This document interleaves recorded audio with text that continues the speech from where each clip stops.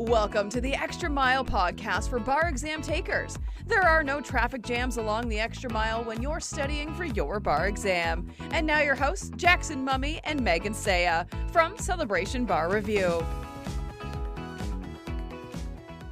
Well, hey, everybody, welcome. We're glad to have you with us. How are you, Megan? I am doing well, getting excited for Thanksgiving. How about you?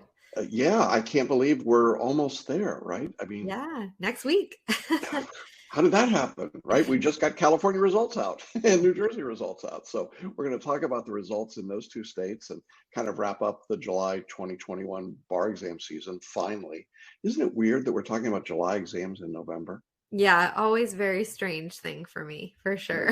Very weird, very weird. We are going to wrap up our series today on the 10 hardest MBE questions ever with question number 2 and question number 1. They both were questions that fewer than 10% of the people that have ever taken the question got right. And it's surprising, isn't it? Because they're not as brutal as you would have expected, right? Yeah, I think this is it's so interesting because it's the first time we've done this series, and it's so interesting to see these patterns of what makes these questions hard. I think pretty consistently in this top 10 is that they're ones that's really easy to talk yourself out of the right answer. Yeah, they're not into the wrong one. Yeah, they're not the ones that are like extraordinarily complex rule against perpetuity stuff. That didn't even show up. And so I was just kind of stunned. It was like, I thought we were going to do 10 property questions. So that might be your own personal bias against property. You think it might be? Maybe we'll do the 10 toughest property questions ever. I don't know. Anyway, we've got that coming up later. We are going to talk about results. Megan, what's going on in bar exam news around the world? Yeah, so obviously the really big news this week was California results, as expected, were released on Friday evening. And California had a 53% pass rate and a 19% repeater pass rate. So we've definitely seen a bump since California changed their cut score, right? So they lowered the cut score, which was great news, and that has helped. But obviously still California is just the toughest bar exam in the country. It's a rough one. Yeah, and the pass rates went down 8% from the previous year. And so I love this. The Cal bar examiner said, well, it's not just us, really. New York and Texas had declines, and everybody had a decline. Yeah, nobody had a decline down to where California was. So again, it remains the toughest exam by far in the country. And for repeat bar takers, this has been a consistent pattern. Every big state in the country has been around 20% for repeat bar taker pass rate, right? Yeah, exactly. It's really, I appreciate getting the hard data that backs up what we have been seeing consistently for years. Jackson, what you've been seeing, I'm sure the trend in the decades that you've been doing bar review, you've seen this trend where we've really calcified, it feels like, at these incredibly low repeater pass rates nationwide. Yeah, calcified is a great way to put it. This is the new normal. And we've known it anecdotally for decades, but it's gotten worse and worse. And now it just seems to have locked in at about 20%. It almost makes you think the bar examiners all got together and said repeaters are only going to pass at 20%. That isn't what's happened, but that's just where we are. And if you have not watched our series on the 6 keys to jumping into the pass list, I would encourage you to do that. In fact, I'm going to throw it up here on the offer screen. It's a free series, and we look at why people are hitting those numbers. And I think it's important to recognize this because there's just so much just repetitiveness that happens when you're repeating the exam, and you just don't do the right things you need to do. You don't add the extra tools that you need, and you keep bumping your head against the wall over and over again. This study that was done over a couple year span really points to that. And then I think when we take these numbers out of this year's exams, we just see the substantiation of that as a principle. So that's really a problem. There was also a problem, of course, with the technology in California. You want to talk a little bit about that? Yeah, so it's been really interesting to see how all the different jurisdictions have handled this. There were pretty wide reports of glitches with the ExamSoft software. So it was related to memory space problems. And so many people had to stop and restart their computers and their laptops and during the exam. And so What California decided to do was to not give people, some states, very few, but some states gave a little bit of a bump in the score to people who had these problems. And said, California said, if you were one of the people who experienced one of these problems and they reached out to those people who they felt it was significant enough, then you get to take the next exam for free. I don't know how much of a consolation prize that is, to be honest. But, it's interesting. It's framed. I've seen it framed in non-legal media as like, oh, California's giving a do-over, like a free pass to try again. This is it's a whole nother, 6 months of your life that you're not moving forward as a licensed attorney. So I don't really think it's quite the same as saying it's taking a mulligan. Yeah, I don't either. And it affected 31% of the applicants. I mean, we're not talking about an insignificant sum here. Now, they said only 2% lost time or content. Okay, but 31% experienced technical issues. So that seems a little bizarre in that regard. And clearly it did have an impact. I mean, I'm seeing in some of the scores, I'm seeing some weird anomalies, right? People scoring 65s or 70s, and then suddenly there's a 50. What happened, right? And I think part of this is the technical aspect. And the examiners in California did not do what they did in some states, which was to reevaluate those scores and bump them up or give some accommodation for them. Response was, as you say, was to give a free retake. That's mind-numbing to me.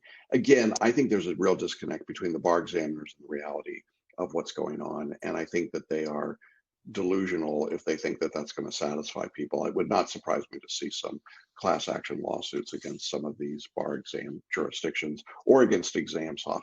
It's hard for me to understand how after 3 online nationwide exams, ExamSoft couldn't get it right. I mean, that's crazy.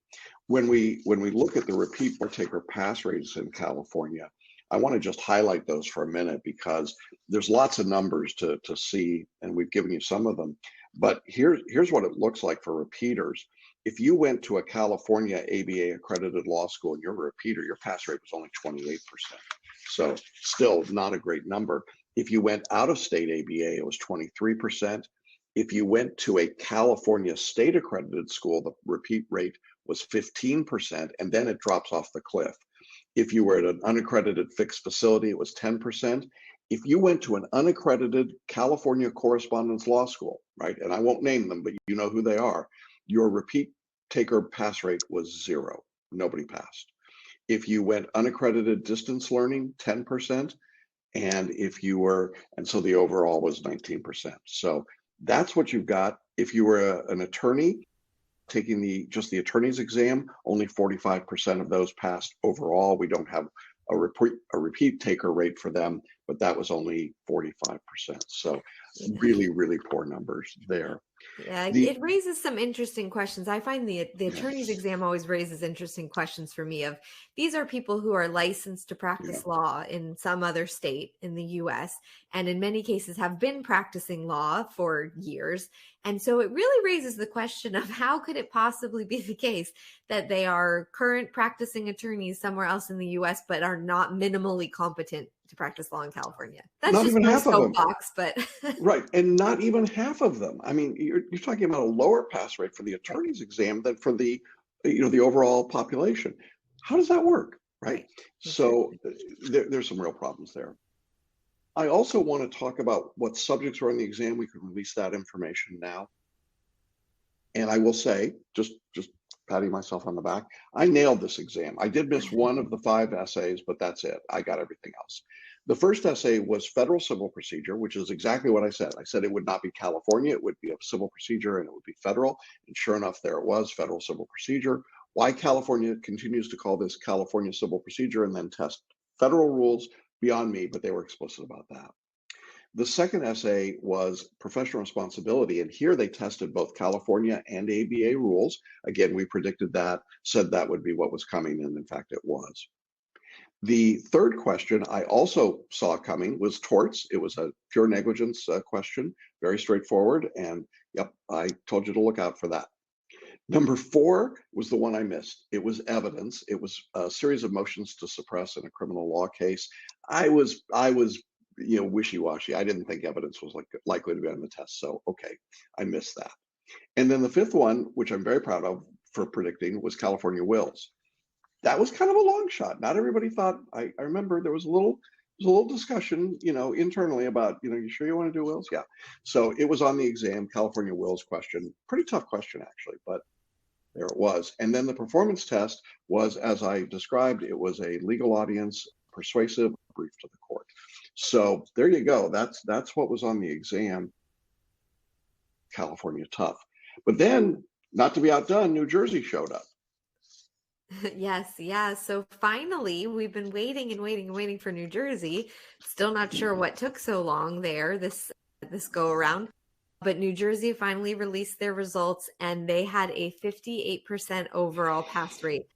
As of right now, they haven't released a repeater pass rate, but 58%, pretty low, huh? Yeah, it puts them with California. How does that work, right? So, when we take a look at those numbers, I'm guessing again we'll see the repeat rate at about 19 or 20%.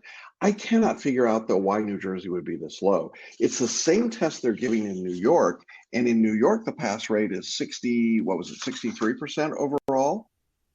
So, it's a pretty big jump between those two states for exactly the same exam and really drawing on a lot of the same population.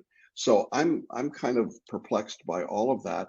And the same exam in DC had a 73% pass rate overall. So how do you figure that? Yeah. It's a weird scenario. I do think something must have happened in New Jersey, and I'm waiting for them to spill the beans and tell us what's going on. But they've been very tight-lipped, don't you think? Yeah, definitely. Not sharing any information about what took so long to get the results out, and then why they think the results just plummeted. I mean, just are so much lower than we would have expected them to be this year, in a year when, as we've said, some jurisdictions did go down, but they went down to more of their normal levels, pre-pandemic levels. New Jersey, this is not a pre-pandemic level for them. Yeah, so I guess my suggestion is, if you're taking the UBE, don't take it in New Jersey. I don't know. I honestly don't know. But you can't take it in DC now either. So what's going on in DC? Right. So we're going to talk a little bit more about this later, but I do want to just mention, for anyone who is thinking about taking the bar in DC, they filled up. They had 450 seats for their standard exam. It's in person, obviously, in February, and they are now on a wait list. So they're already full. You can register for the wait list. You won't pay anything yet or actually be registered yet, but you just sort of put your name on the wait list, and they'll let you know if any spots open up. So when we get down, we've got some questions about that, and we can kind of get into what does that look like if you were planning on taking DC and got locked out of the exam? Yeah, we'll get down there, but we just wanted to highlight that up here for everybody. Okay. Question: should I make an effort to study the MBE curriculum even though I'm taking the California attorney's exam? Yeah, this is a good question. And we get it in Georgia. We get it sometimes with Florida only applicants, right? I mean, it can happen. The answer is those multi-state subjects are fair game on the exam, as you just saw in California. So you need to do all of the reading in the multi-state subjects, and you should do the lectures in the subjects. And then what you can skip is doing the practice MBE questions. That, I think, is not necessary if you're just doing day one of the exam. But don't say to yourself, oh, evidence, that's an MBE subject, I'm going to skip it. Don't do that, because it's going to be potentially on your test in your state exam. So that's the process that I would follow there. You want to add anything to that? No, I think that's great. Okay. All right, let's move into some study strategy questions. A lot of similar questions this week, which I think is great and kind of shows that people are moving forward with their studies, and they're kind of all, anytime you feel like you're alone and you feel like I must be the only person who's stressed about this, know that we tend to get very similar related questions every week. So You're not the only one thinking that or wondering that. All right, first we have several students who said that they got blocked out of the DC exam, which I think, man, that is make sure to check your jurisdiction and what the rules are. We're still dealing with COVID stuff, even though we're in person. So you need to be on the ball. I'm not blaming the people at all. I'm just as a word of warning, be checking in with your jurisdiction, seeing, does it have caps? Does it have sort of different sorts of rules than you would expect them to have in normal times? And make sure that you're very clear on any deadlines, okay? Like we say this every year, but I think especially right now, I really want people to be aware of what's going on in their jurisdiction. But that being said, for the people who were unable to get into the DC exam because of limited seating, we got some questions about sort of what should their study strategy be now? Should they wait and take the July exam and study a little lighter? Should they take the February exam somewhere else? What do they do? Well, my recommendation first would be take the February exam somewhere else. The DC exam is the uniform bar exam, so the score would count. If you even wanted to practice in DC, and very few people do, but you could waive your score in. So I would look at taking the exam in New York or Massachusetts or Illinois, or I mean, any place you want. Now, I like some of the smaller jurisdictions that offer the UBE, like Alabama, like New Mexico. They're just easier to maneuver and navigate through. North Carolina is another good jurisdiction. And I think, they're going to grade the exams essentially the same. I mean, I think New Jersey was just an outlier this year. But if we look at the UBE jurisdictions across the country, their pass rates are relatively uniform, aren't they? I mean, we don't see big swings from one jurisdiction to the next. So I don't think the DC examiners are grading differently than the New York examiners. They're all using the drafter point sheets. They're using the same structure. And of course, the MBE is exactly the same everywhere, and it's machine scored. So in my view, if you can't sit in DC, just find another jurisdiction that's convenient for you to sit. Right now, I think I would avoid New Jersey until we figure out what happened there. But outside of that, I think any of the other 30-some jurisdictions would be acceptable. If for whatever reason you've decided that because of this, you don't want to take the February exam, you should continue studying for July. And we have a lot of July 2022 students already in the course. We even have some February 2023. But if you're studying for July of 2022, what you do is you still follow the structure and the order of assignments, but now instead of 25 hours a week, you're dialing it down to about 5 hours a week. And you can take some time off around the holidays. I don't mean shut it down completely, but you can take a week off for Christmas, New Year's, right, without much difficulty. The danger is people that are studying for July get complacent and they think, doesn't really matter. And I'll start in, January, and then January comes along and I don't know, there's something else. And they go, I'll wait. And it's February. And then suddenly you're in the same boat with all the people who've taken the February exam. So don't do that. Continue studying if you're going to do it that way. I'll also remind you that in our course, you can postpone without any penalty as often as you want, at any time you want, and without cause. I mean, just tell us, I want to postpone. But you have to tell us. It does matter. We need to know that. But outside of that, you can postpone. So no worries there. And if you're a UBE student, of course, nothing changes on the jurisdiction from our standpoint.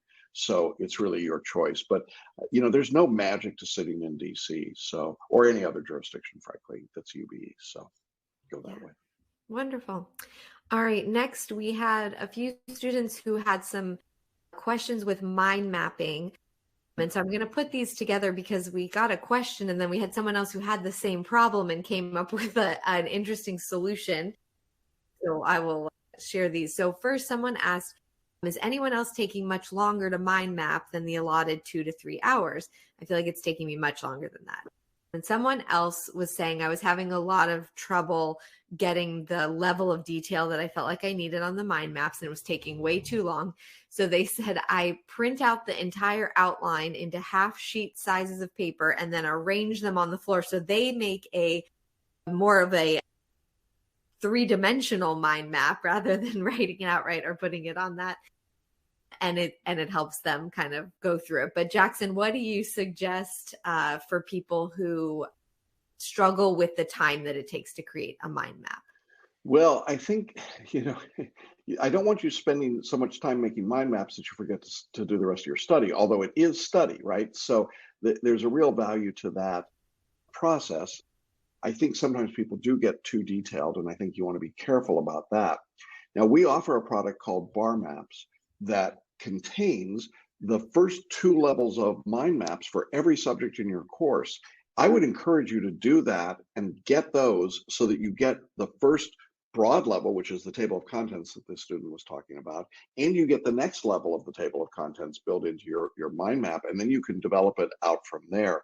But in general, the idea of a mind map is to paraphrase. It's to use visuals and color. It's short word phrases. I've seen some people do mind maps where they're literally copying whole paragraphs out of the outline, and that's not the purpose of a mind map, is it? Yeah, exactly. You want to synthesize the information down. And so if you're not able to do that, it shows you that you need to study the concept more closely because you don't really understand it yet if you can't synthesize it. If all you can do is say, well, I need all the information in this paragraph in the outline, that's not particularly helpful to you. You need to make it more concise and clear and have it be something that you've created, I think is really helpful where possible. I think so too. And I would say stay within the timeframes. We've done this enough and long enough. And Megan and I have tracked this process of mind mapping pretty carefully. And we think that the time we're giving you to do a mind map is sufficient. So if you find yourself taking too much time, you're inevitably putting too much information in. So do a lot less information and then add to the mind map as you go along, right? It's an all-you-can-eat buffet. You don't have to put everything on your plate the first time through. Exactly. I think that's probably the problem that both of these students may have run into where they were saying, oh, it's taking so much longer, is you're probably trying to think, oh, I need to get to a finished product. That's not the point of the mind maps. Your mind map won't be done until you take the test. Basically, you're going to be constantly going back to it and adding or rearranging or whatever you need that suits the needs of your study. But it's certainly not something that you create a document once at the beginning in 2 hours and then that's it and it doesn't change the rest of your studies. Yeah, absolutely. Great. Okay. Then we got a few, continuing our trend of a lot of people saying and asking the same sorts of things. We got a few people who were saying this week in group coaching calls or in emails to you, just having trouble fighting FLA, still wanting to do IRAC or do kind of a hybrid of it. You know, one person saying that kind of feeling a distrust, which I can understand, like this is so different and I'm not sure that I can fully trust this system, and struggling and realizing that it's something internal with them, right? But that still is like kind of, how do you get over that? Even if you recognize I'm putting up roadblocks in my own way, how do you knock them down, right? It's, knowing's half the battle, but it's only half the battle. It's really tough. It's a great question. I think that part of what happens is that we get hypnotized, mesmerized by what we learned in law school. And we think, well, issue spotting worked for me there because I graduated from law school, so I should be able to do the same thing here. And yet, when I talk to people and I say, when have you ever seen issue spotting done in practice? The answer is uniformly never, hardly ever, right? Issue spotting is not rewarded. Let's take a 2-day trial and blow it into a 10-day trial. Let's charge the client 100 hours instead of 10 hours, right? I mean, there's nothing that supports issue spotting. And so when you're an issue spotter, you're writing an extra 500 to 1,000 words on an essay that don't gain you any points. And the proof is in the pudding. If you've been writing issue spotting, you will see that there is a ceiling on your scores. There's just a point at which your scores will not gain any more than that. And you're not likely to pass by continuing to do that. So ultimately, I think you have to be willing to make the change to a different writing style to demonstrate your skill set more effectively. Now, FLA, I mean, I created it, so obviously I've got the pride of authorship, but I've taught it for 30 years to thousands and thousands and thousands of people. It works. I mean, the bar examiners don't look at it and go, oh God, we've never seen this before. This is terrible. Quite the opposite. Really, the point of FLA is it allows you to show off your legal reasoning more than your memorization and recitation. We saw that in Georgia, the last couple of exams where they said it's an open book essay exam. We don't care if you can memorize the law, just show us how you reason using the law. And the people that got that passed, and the people that still kept trying to memorize and recite weren't so successful. So I think ultimately you just have to trust that approach is going to show off your skills better. Not that it's a better approach or a worse approach, but it's a different approach that lets you get a different kind of product on the paper. Exactly. And I know we've been talking about it a lot with these really, really low repeat pass rates. I attribute a lot of that to people for whom you fundamentally don't understand what you're doing with the essays, like what you actually should, the product that you should be giving, what that should look like. And so to continue to try to give the IRAC product, right, is just, it's not going to magically work. It works for some people, but if it doesn't work for you, there's nothing wrong with you. You need to switch method. And I think that, if you are unclear on it, I know one of the students who asked about this, I have done a personal writing workshop with. And so I know that was the one who said, I know it's me. I know that I can do this, but it's just, I'm this roadblock. But I think some of the other ones who asked, I have not.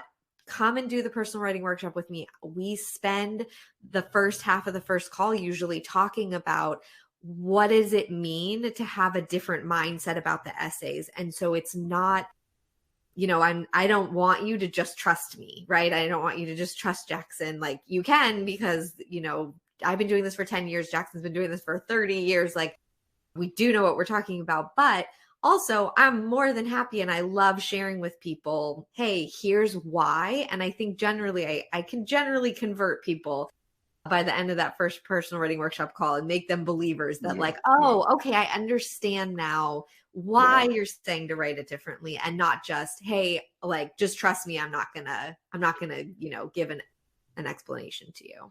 So. Yeah, I absolutely encourage people to do the writing workshop with you. It does make a difference, and I can see the difference in their work. And, most of the time when people start switching over to this writing style, after they've done it a few times, they start to say, I can see the difference in what I'm doing.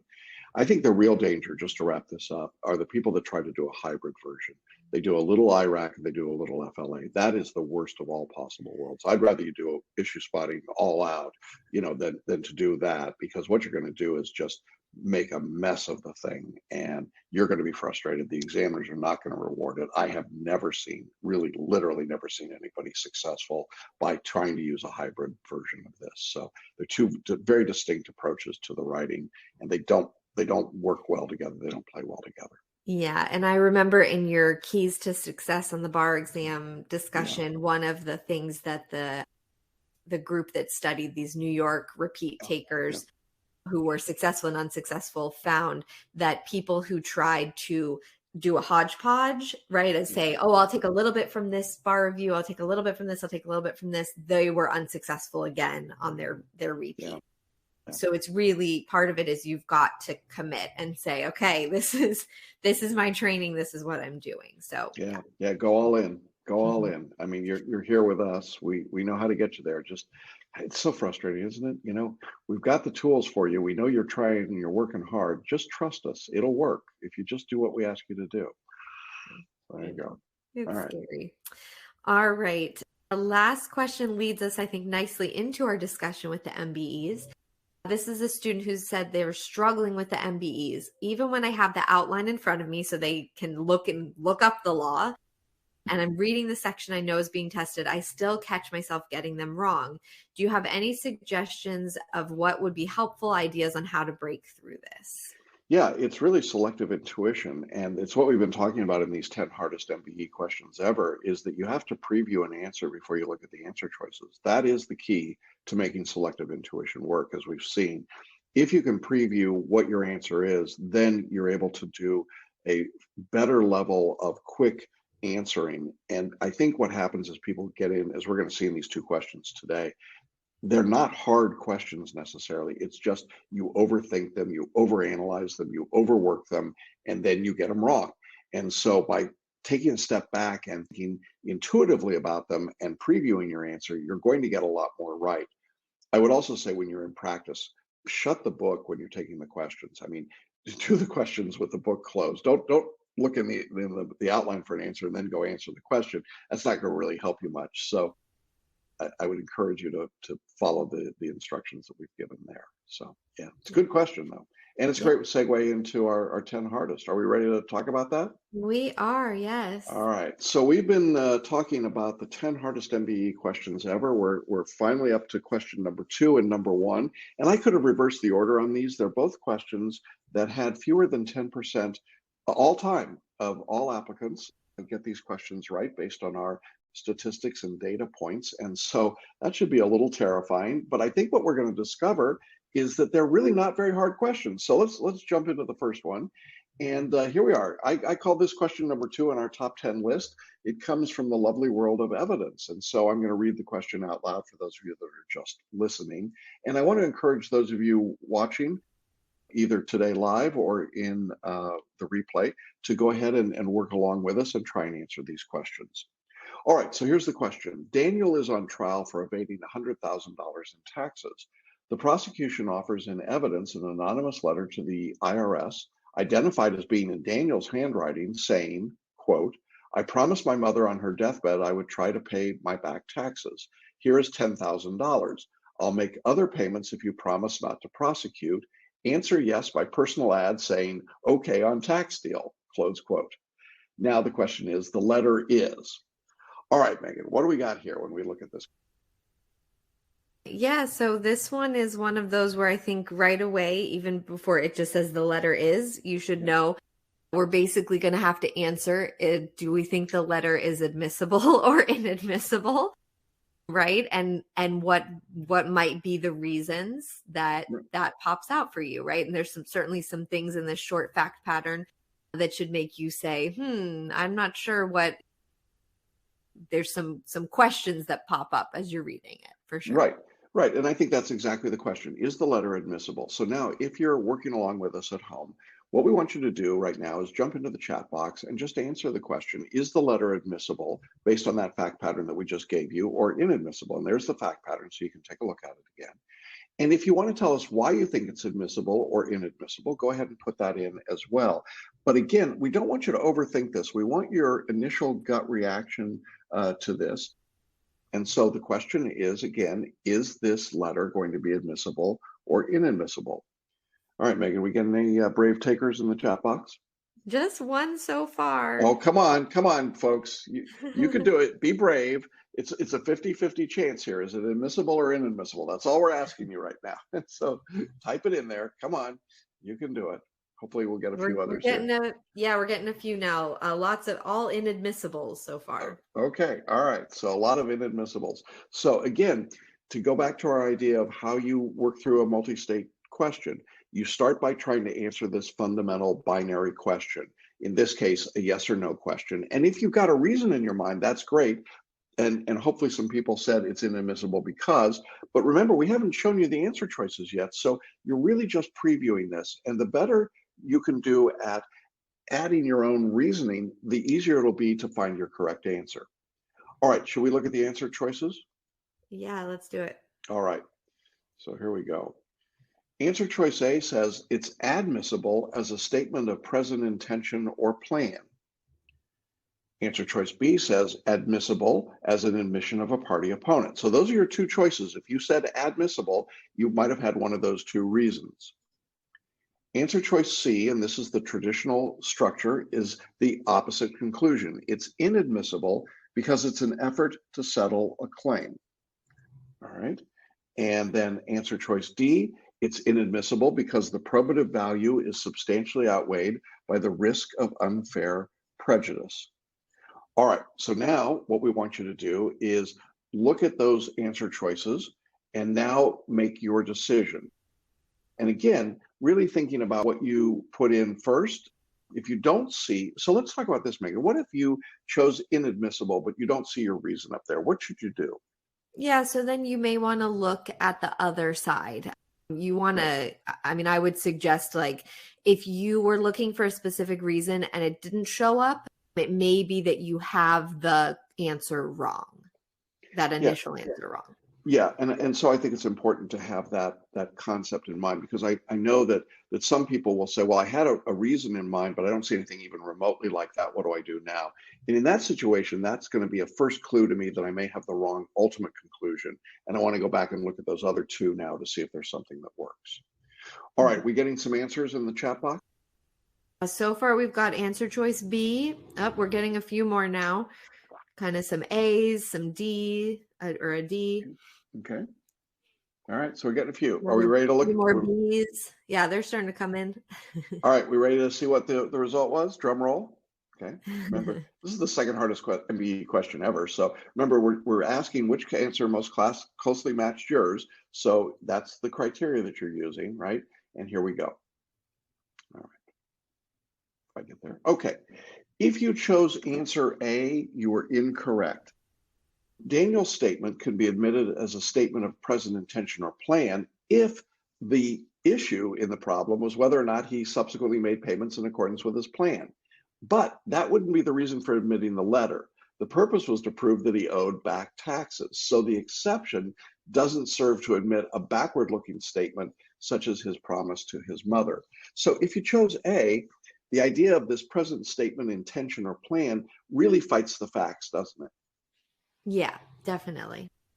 I think you've got to remember what it is they're asking you about, and I think it's not a commonly wrong answer, but certainly an answer that people sort of jump on when they're not paying enough attention to the facts. All right, let's go on. Answer B, that was correct. Yay! The confetti is blowing. All right.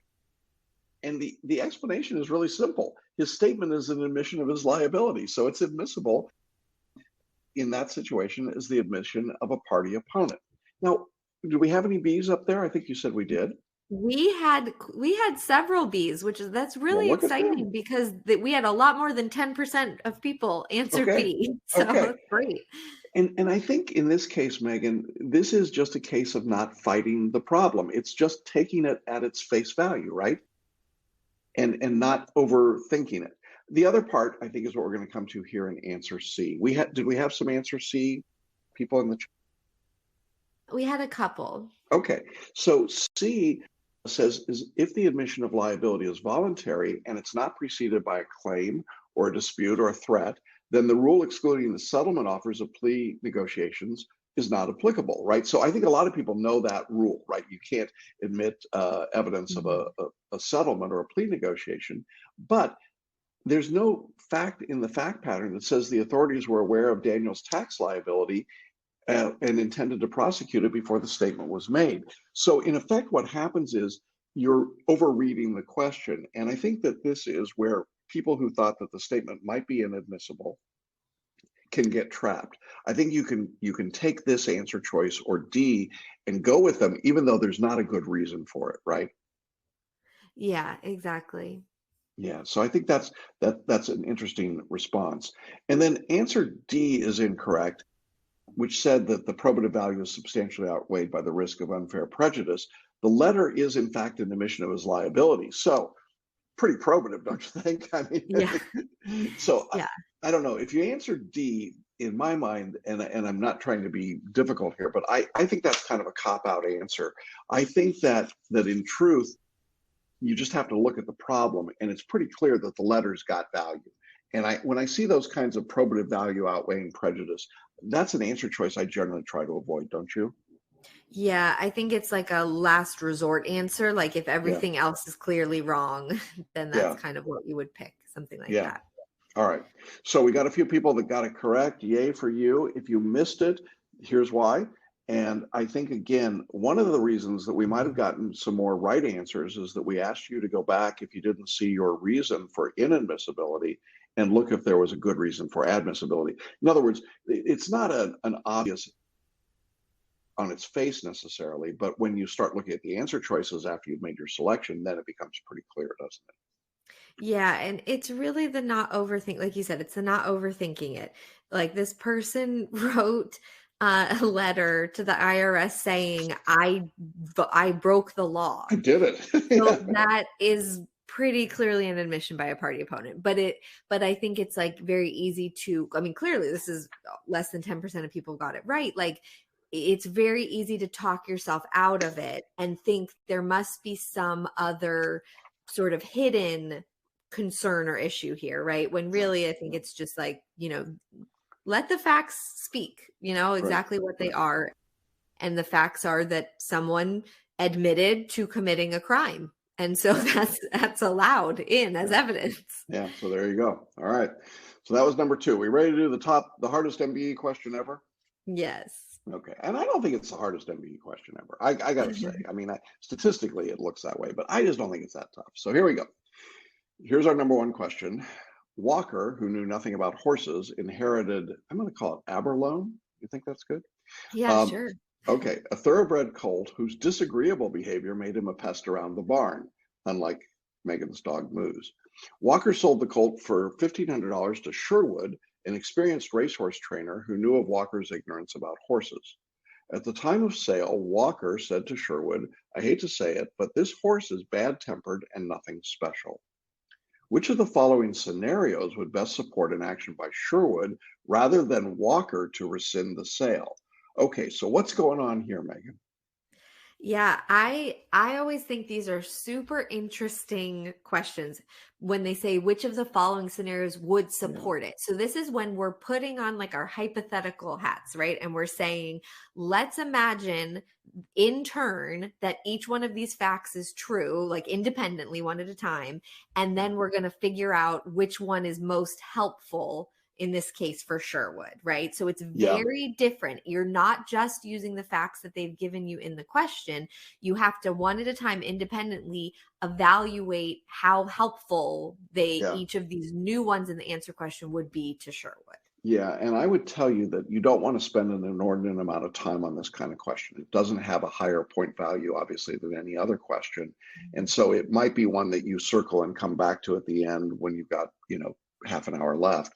But it is a time suck kind of question because of this idea that you have to do an independent evaluation. Now, the bar examiners have said that they don't want to give as many of these kinds of questions because they're so tough to do. The nice part here is they don't give you scenario 1, scenario 2, scenario 3, and then say 1 and 2, 2 and 3, 3 and 4. They've eliminated that. But here is the basic form of the question that's still admissible to them or acceptable. So here's what we have to do in this situation. We've got to now first look at the answer choices to see just a little bit about what these scenarios are, because there's no way to preview it outside of that. So let me give you each of the scenarios first, and then I'll show you how we break it down.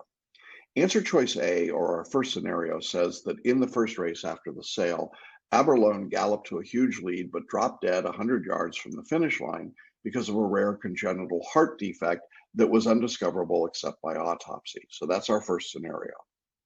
Second scenario says Aberlone won $5 million for Sherwood over a 3-year racing career, but upon being retired was found to be incurably sterile and useless as a breeder. All right. Option C, again, a third scenario. So we're not doing a binary choice here. C says after Aberlone had won 3 races for Sherwood, it was discovered that by clerical error, unknown to either party, Aberlone's official birth registration listed an undistinguished racehorse as the sire, rather than the famous racehorse that in fact was the sire. Okay. And then our last scenario is D. A week after the sale, Aberlone went berserk and inflicted injuries upon Sherwood that required his hospitalization for 6 months and a full year for his recovery. Holy cow, what do you do with that? Or holy horse, right? What do you do with that? Yeah,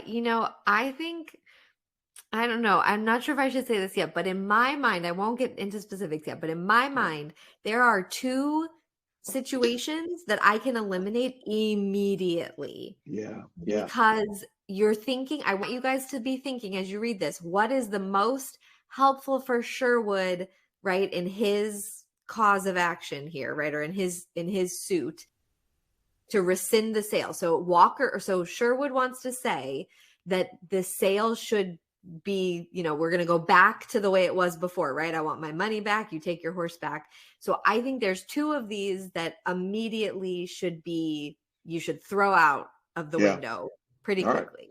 All right. So there's the question again, right? And remember, as Megan just said, the call of the question is which of the following scenarios would support an action by Sherwood, not Walker, to rescind the sale? All right. Now, here's the way that I would analyze this. I would now set up, instead of the binary approach that we've been using, I would now actually look at each of these scenarios independently. So the first scenario was that there's a death in the first race. So is that a case for rescission and restitution? Or the fact that he's not a stud? Or there was a clerical error, right, about his lineage? Or I just called it horse gone wild.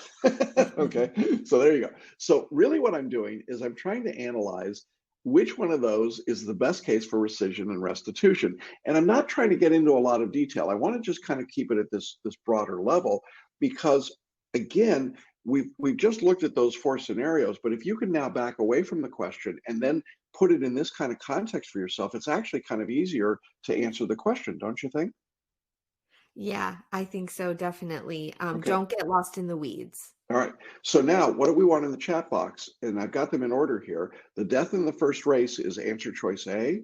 The fact that he is not a breeder is answer choice B. The fact that there was a clerical error about his lineage is answer choice C. And the fact that he goes berserk is answer choice D. So what we'd like you to do in the chat box is put in A, B, C, or D. And if you've got a reason, go ahead and type that in. But I want you to be brave. Okay. So there are the choices, A, B, C, or D. Like you all to type in there. So far we're getting A's and C's. A's and C's, okay. Which I think is what we have seen historically on this. Yes, it is. It is. Now all the people going B and D are freaked out, right? But okay, so there's your choices. Type it in. We're getting participation here, right, Megan? Yep, definitely. All right, proud of you guys for doing that. If you're watching later at replay, make sure you're participating as well. All right, you think we're ready to move on? Yeah, I think so. All right, let's do it. Answer choice A was the right answer. Well, what do you know? In this situation, this is Sherwood's strongest scenario for rescission. A party seeking restitution has to return or offer to return any property they received in the good condition when they received it. But the requirement doesn't apply if the property was worthless, if it's been destroyed as a result of its own defects. Hard to think of a horse as being property like this, but that's what it is. And that would be the case with Aberlone's heart defect in the first scenario. So what's happening is that, you know, if we want rescission or restitution, this is the best of the choices, right? I mean, the others just aren't going to work very well, are they? Yeah, which we'll see when we get into those. Yeah, so if you answered A, do we have any A's out there? You said we had a few. Yeah, we did. We had several A's. Look at you. You answered the toughest MBE question ever correctly. You should be patting yourself on the back and doing a happy dance. All right, answer choice B. I doubt if we got a lot of B's, but in answer choice, Sherwood might have hoped that Aberlone would make him additional money for his stud services, but he earned $5 million over 3 years, which is a whole lot more than he paid for the horse. So the value of the contract to Sherwood was not substantially impaired, and that's what that scenario suggests. So the principal purpose of the contract was to provide Sherwood with a competitive racehorse. Well, that would have been fulfilled under that scenario, and so that's not a good reason for restitution or rescission, right? Exactly. Makes a lot of sense, I think. Yeah, right. I think you could eliminate this and answer choice C immediately. When you saw in answer choice B, the horse had won $5 million for Sherwood. And when you saw in answer choice C, the horse had won 3 races for Sherwood. That should tell you right there, really hard to rescind the contract when the horse has done above and beyond what maybe he would have even been able to expect him to do. Right. And interestingly enough, statistically, the not by a wide margin, but most people that missed this question, just barely, the majority answered C, which is really weird to me, because I think, as Megan says, if you just think about it, it can't be C and it can't be B. I mean, it just can't be. So, you know, that's people overreading, overthinking, and overanalyzing. I think that's the problem there. And then answer choice D, which I thought had a possibility. The Sherwood's injuries certainly were severe, but he was warned that the horse was bad-tempered, and therefore we say he assumes the risk. And so the attack on Sherwood also doesn't go to the basic qualities as a racehorse. He could be a great racehorse, but just a temperamental horse. And so I think that's part of the challenge. So that's where we are. If you answered A, good for you. If you missed that, I understand. It's certainly, you're not alone. So that's the crazy part of that. So we'll turn my camera back on. There I am. What do you think? We survived that? We did. I hope people, you know, it's a learning process. So don't be hard on yourself. If you didn't get it, obviously these are really hard. I told Jackson, like, gosh, maybe we should just do now the easiest ones and give people a little bit of a confidence boost, because I don't want people to go away feeling bad about it. But hopefully you've seen too and been encouraged by these. Even at the hardest, they are doable. They're answerable. They are not impenetrable, impossible questions. And hopefully as we talked about them, it made sense, right? And it was a little bit clearer for people how you would deal with these questions that can kind of trip you up pretty easily and trip up a lot of people. Yeah, and we may do a deeper dive subject by subject on some questions. That's a possibility to just give everybody kind of a feel for all 7 subjects. But I thought it was interesting to look at the 10 hardest questions and really discover that they are manageable. You don't have to give up in the face of those questions. I actually expected them to be, in many cases, far more complex, far more crazy than they were. It's interesting that sometimes the simpler questions just can throw you because of the way the answer choices are phrased or fighting the facts. And I think what happened is that when we use our methodology and we force you to make a decision before you've looked at the answer choices, it really changes the outcome, doesn't it? Yeah, definitely. So All right. hopefully this was helpful. I mean, we're getting good feedback in the chat box, and I know Great. people have sent lots of sweet emails and notes about it. So yeah, continue to let us know, if there's other things, other series that you'd like us to do. We just really want to be able to do things that you guys find helpful and good uses of your study time. Yeah, absolutely. Well, we're going to take off next week for Thanksgiving. We hope everybody has a safe and happy holiday, nice in a sort of a semi-post-COVID world. You might be able to get out and see the fam and do that and continue on with your studies.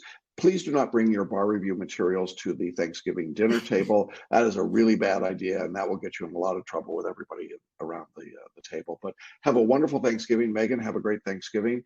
We'll see you in a couple of weeks. We'll see all of you back here. We'll have more news and information, answering questions, and some surprises next in 2 weeks. So with that, we're going to say bye-bye. We'll see you all in 2 weeks. Yes, bye. Have some pie for me, everyone. There you go. Thanks Bye-bye, for listening everybody. and watching the Extra Mile podcast for bar exam takers at celebrationbarreview.com.